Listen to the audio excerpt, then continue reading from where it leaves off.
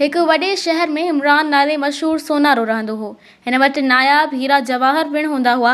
केतिरनि ई वॾनि अमीरनि इमरान जूं घरवारियूं खांइसि वॾियुनि गाॾियुनि में ड्राइवरनि या घर भातियुनि सां अची इहे महांगा हीरा पंहिंजे ज़ेवरनि में लॻराए ख़ुशी सां वठी वेंदियूं हुयूं, जिन सां इन्हनि जो पंहिंजे आला तबक़े जी उथवे में वॾो रौब थींदो हो त हिननि इमरान सोनारे खां हार, कंगण या ॿिया ज़ेवर वरिता आहिनि।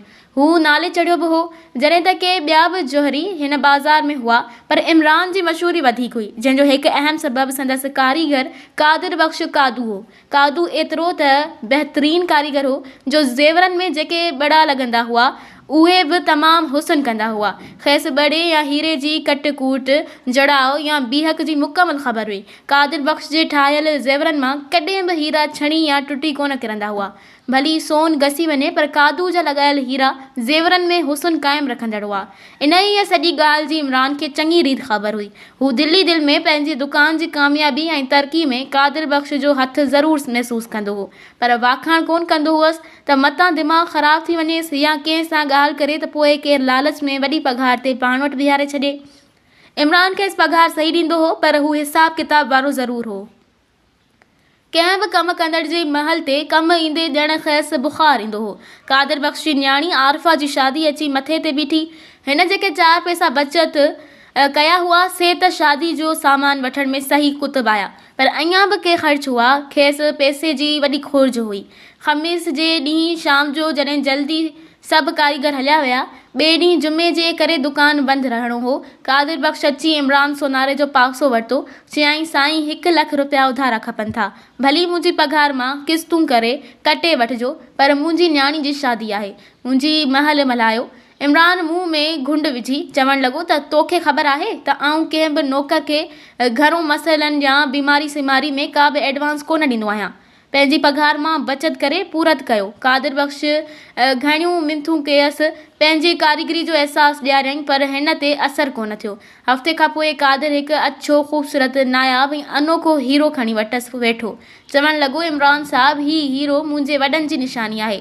मूं सालनि खां सांढे रखियो हो। इन ई खे विकिणण ते मुंहिंजी दिलि नथी चाहे।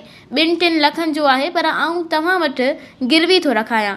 मूंखे 1 लख रुपया उधारा ॾियो। आउं आहिस्ते आहिस्ते उहे पघार मां कटराईंदसि। जीअं ई पैसा आजा थींदा, आउं पंहिंजो ही क़ीमती पथर तव्हां खां खणी वेंदसि। इमरान खे ॻाल्हि सही लॻी। हिन हिकु शीशे जे नंढी बरणी में खेसि इहो पथर रखण लाइ चयो ऐं पोइ खांइसि खणी तिजोरी में रखी कादिर बख़्श खे 1 लख रुपया ॾिनाई। इन रीति कादिर बख़्श पंहिंजी ज़रूरत जो पूराओ करे ख़ैर ख़ूबी सां न्याणी जी शादी जे फ़र्ज़ मां सबकदोश थियो ऐं वटसि नौकिरी पिणु कंदो रहियो। 3 सालनि में सभु पैसा आजा थी विया। जॾहिं पैसा मुकमल लही विया, तॾहिं कादिर बख़्श सोनारे खे चयो त हाणे मुंहिंजो क़ीमती पथर मूंखे वापसि कयो। मूं वादे मुताबिक़ तव्हांजा पैसा पघार मां लाहे छॾिया आहिनि। सेठ इमरान उथी तिजोरी खोले खेसि इहो नायाब हीरो आणे ॾिनो।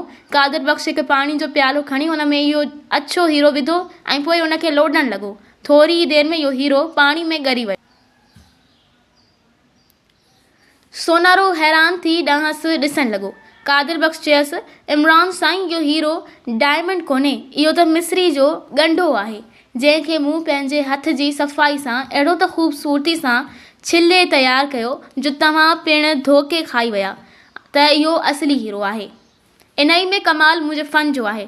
आउं हीरा तराशण वारो कारीगर आहियां ऐं तव्हांखे ज़ाती ख़बर आहे त हिन इलाइक़े में मूं जहिड़ो को बि होशियारु कारीगर कोन्हे।